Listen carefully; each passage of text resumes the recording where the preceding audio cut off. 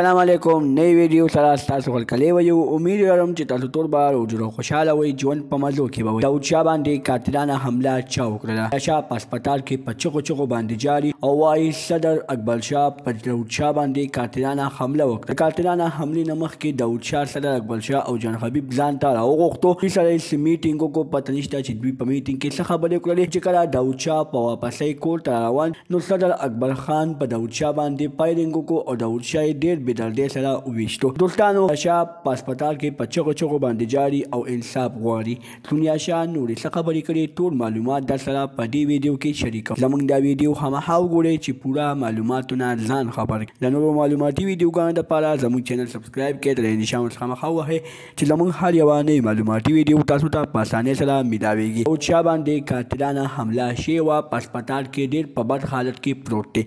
سونیا شاه په چغو چغو باندې جاري وایي صدر اکبر خان جان حبیب داود شاه خپل ځای ته راوغوښتو داود شاه سره یې څه مشوره کوله خو داود شاه چې کله ورغو او بیا داود شاه د خپل کور طرف ته روان شو نو دوی پې فایرینګ وکړو او داود شاه یې ډېر په بد حالت کې وویشتو داود شاه داسې په بد حالت کې په هسپتال کې پروت دی چې تر اوسه پورې لا په هوش کې نه دی راغلی او ډاکټران وایي چې داود شاه به څه ورځې بعد په هوش کې راځي